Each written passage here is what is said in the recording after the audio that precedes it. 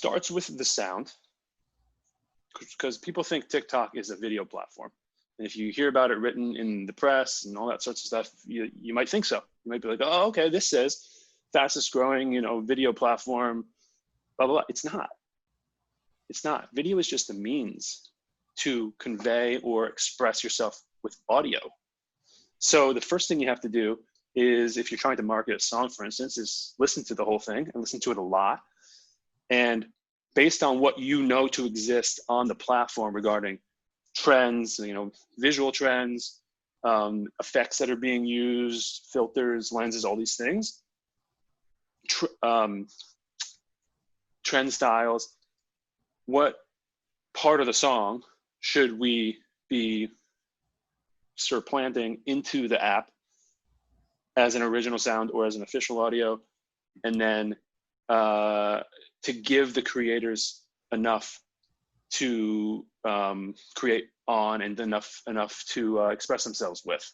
And once you have that, then you have to marry that with a visual routine that you think might work.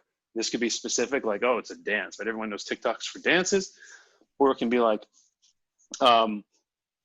more like an aesthetic or an ethos, like, oh, this should be like a e-girl and e-boy type thing, or this should be a, visually aesthetic type, trend or something like that.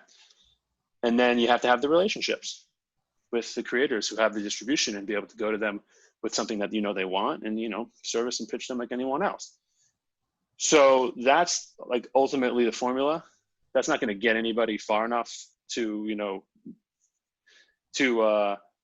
have a necessarily hit record. They need to certainly study and learn a bit more about that.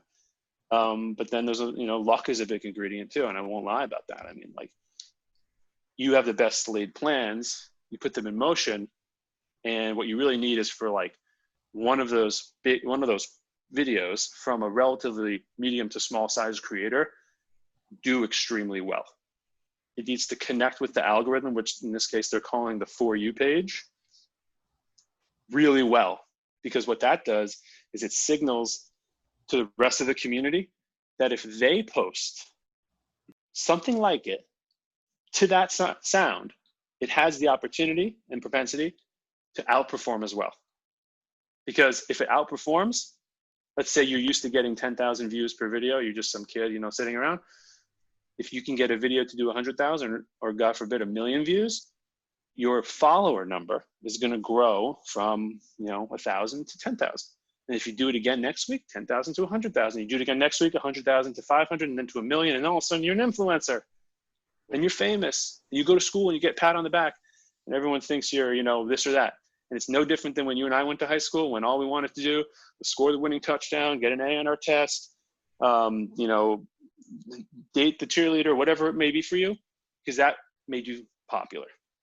And famous is the new popular, only because the enrollment at this particular school is hundreds of millions of people, and they have to just use a different word for it. So in a world where everyone wants to become famous, if you can create and craft a campaign that gives them the tools to leverage your product, in this case it's a song, to become famous and fulfill their dream, then you win.